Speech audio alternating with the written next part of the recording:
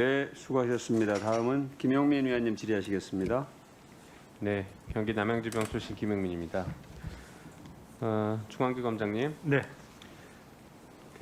뭐 대장동 얘기가 계속 나오니까 제가 조금 더 몇 가지 좀 확인 좀 해보겠습니다. 비슷한 사업으로 비슷하다고 표현하는 게 맞을지 모르겠지만 부산에 LCT가 있었습니다. 네. 예, 부산 LCT 같은 경우에는 뭐 여러 가지 제안들이 부산시에서 여러 가지 제안들이 이상하게 다 해제가 돼가면서 바닷가 바로 앞에 짓고 초고층으로 짓게 되는 네. 높이 제한까지 다 풀어가지고요. 그렇게 굉장히 많은 개발 이익이 확보될 수 있는 구조로 사업이 진행됐습니다. 네. 그런데 그 사업은 안타깝게도 공공 이익이 한 푼도 없고 전체 이익을 다 민간이 가져가는 구조였어요. 네. 뭐 거기까지는 뭐 그럴 수 있다 쳐요. 많이 봐줘서. 그런데 더 웃긴 것은 그 민간 사업에 부산시가 도로 개설을 해주고 기반 시설을 해주는데 1,000억을 썼습니다. 특정 민간 업체한테 그렇게 수많은 개발 이익을 주면서 1,000억으로 도로까지 깔아주는 이런 사건이 있었어요. 이 사안에 대해서 야당이 침묵하고 있습니다.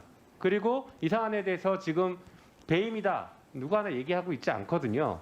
그런데 돌아와서 성남 대장동 이 사건을 보면요. 민간이 다 가져갈 수 있는 그런 것을 성남시에서 막아서 공익환수로 5,500억이나 했습니다. 게다가 세금 지원 한 푼도 안 했어요. 그러니까 그 시민들의 돈을 하나도 안 쓰고 전체 민간으로 수익이 갈 것을 5,500억이나 가져온 사건입니다. 그래서 배임을 고려할 때 이 부분이 되게 중요한 판단 요소가 될 것이다라는 걸 미리 말씀드립니다. 그다음 보시죠. PPT 보시면요. 아까 경영 판단 원칙을 잠깐 말씀하셨는데 저도 그거 매우 중요한 부분이다라고 생각합니다. 배임죄 판단할 때에는 우리 법원에서 확립된 판례에 의하면은 경영 판단의 원칙을 한번 검토해라, 고려해라 이런 겁니다. 뭐 경위와 동기나 사업의 내용, 손실 및 이익 획득의 개연성, 경제적 상황 이런 것들을 다 고려해서 판단해보라라는 것이죠. 그 다음 보여주시죠. 자, 경영자가 어떤 판단을 했어요. 그런데 그 판단이 사후적으로 회사에게 손해를 줬거나 아니면 추가로 얻을 수 있는 이익을 포기하는 그런 결정이 됐다고 칩니다. 그러면 항상 배임죄가 성립하느냐? 그렇지 않습니다. 경영 판단 원칙을 한번 고려해 봐야 됩니다. 그러니까 경영자가 결정할 당시, 판단할 당시에 그 당시에 가지고 있는 정보와 경제 상황, 그다음에 손실이나 이익 획득의 개연성 이런 것들을 다 종합적으로 고려해서 의무에 위배되지 않고 성실하게 판단했다라고 하면 비록 사후에 손해가 나더라도 배임죄가 성립하지 않는다라는 것이 확립된 대법원 판례이고 수많은 판례가 존재하고 있습니다. 여기에 대해서는 잘 알고 계시죠? 네, 그렇습니다. 네, 그 다음 보여주시죠. 그래서 판례에서 인정된 사례 하나만 좀 말씀드려 보겠습니다. A 주식회사가 B 주식회사의 주식을 매입하는데 적정 가격은 한 주당 1,330원이었습니다. 그런데 실제 매매 가격을 한 주당 2,500원으로 했습니다. 비싸게 사준 거죠. 한 2배 가까이. 이것이 배임죄가 아니냐라고 했는데 대법원은 배임죄가 아니다라고 판단했습니다. 그게 B의 기술력과 지명도, 그다음에 브랜드를 검토한 후에 인수했고 이미 계획된 투자를 실행하기 위해 했던 것이다. 그리고 A의 매출액 대비 이 투자하는 게 재정적 부담이 그렇게 크지 않았다. 뭐 이런 여러 가지 사정 등을 고려해서 이거는 경영자가 그 당시에 판단했을 때 충분히 임무에 위배하지 않고 판단한 것이다. 이렇게 본 것입니다. 그래서 결국에는 결정 당시의 사정을 고려하는 게 제일 중요한 것이고 그 이후에 우리가 현재 알고 있는 여러 가지 현재 상황을 놓고 결론을 놓고 보면 결론을 놓고 판단하지 말라 이거죠. 현재 발생한 결과가 아니라 결정 당시에 무엇을 고려했는지가 판단의 중요한 근거가 돼야 될 것 같습니다. 네, 그 다음 페이지 보여주시죠. 그래서 이 사건은 다시 한번 강조해서 말씀드리면 원래 한나라당, 새누리당 이 당에서 그 공영개발, LH가 공영개발 추진하려는 것을 막았습니다. 이명박 대통령이 못하게 했고 당시 신영주 한나라당 의원이 이거 LH를 질타하면서 결국에 사업 포기했죠. 그런데 성남시에서 아니다, 이건 공공개발하겠다라고 했고 공공개발하기 위해서는 성남도시개발공사를 만들어야 됩니다. 그리고 돈이 없으니까 지방채를 발행해서 이 사업을 진행하겠다. 이렇게 시의회에 의안을 올렸습니다. 그런데 당시 한나라당에서 반대해서 부결됐습니다. 계속 부결시켰습니다. 그래서 어쩔 수 없이 공공개발을 못하고 공공과 민간이 같이 합작하는 개발 방식으로 가는 것입니다. 이런 사안에 대해서 민간에게 지금 그 당시 2015년 당시 예상하지 못했던 부동산 값이 오른 그 수익을 민간이 많이 가져갔으니까 이제 배임이다. 이렇게 얘기하는 것은 아까 말씀드린 경영 판단의 원칙에 비추어서 매우 부적절한 지적이 될 수 있다라는 것을 고려해 주시기 바랍니다. 네, 잘 알겠습니다. 네. 그리고 그다음 자료 한번 보여주시죠. 오늘 아주 중요한 판결이 났습니다. 혹시 이거 많이 보셨을 겁니다. PPT 보시죠. 윤석열 당시 대전고검 검사가 이렇게 얘기합니다.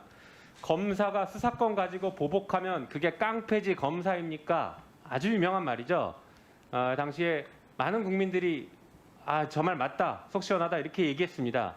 그런데 보니까 검사가 수사권 가지고 보복을 한 게 드러났습니다. 오늘 판결이 났습니다. 다음 보여주시죠.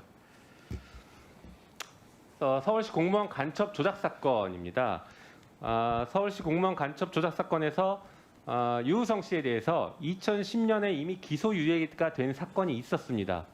그 이후에 간첩이라고 기소를 했다가 증거 조작이 확인돼서 검찰과 국정원이 발칵 뒤집어졌죠. 2014년입니다.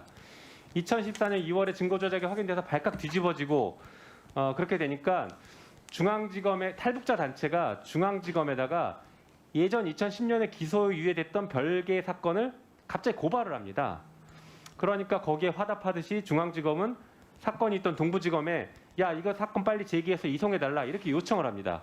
그리고 실제로 이송을 해서 제기를 합니다. 그런데 그 이후에 2014년 3월 31일 며칠 뒤죠. 국정원 직원이 증거 조작으로 구속 기소가 됩니다. 그리고 유우성 씨에 대해서는 네. 4월 25일 날 간첩으로 몰렸던 그 사건이 무죄가 선고됩니다. 그리고 2014년 5월 1일 이 사건 간첩을 조작해서 만들어서 수사하고 기소했던 검사들에 대해서는 정직과 감봉의 징계가 처해집니다. 상황이 이쯤 되면 검찰이 볼 때는 유우성이 눈에 가시 같죠. 너무 미웠습니다. 그래서 아까 기소유예했던 사건을 보복 기소를 합니다. 안동환 검사라는 검사가 보복 기소를 합니다. 단순 보복 기소가 아니라 법원이 인정한 보복 기소가 됐습니다. 그다음 보여주시죠. 2심 판결에서는 이렇게 얘기합니다.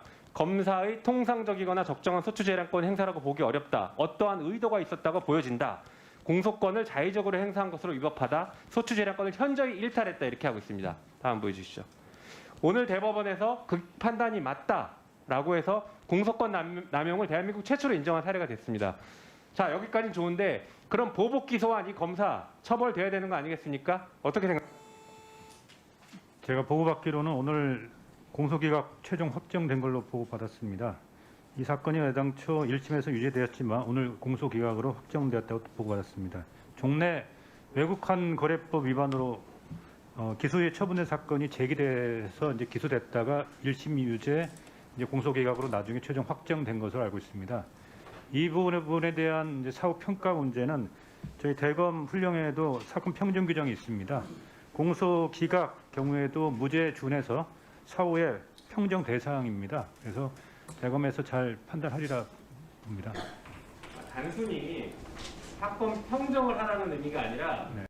어떠한 의도를 가지고 기소했다라고 법원이 보고 있기 때문에 이게 말하는 보복 기소인 것이죠. 상황을 보면. 그래서 이에 대한 형사처벌이 필요하다라는 입장을 말씀드린 것입니다.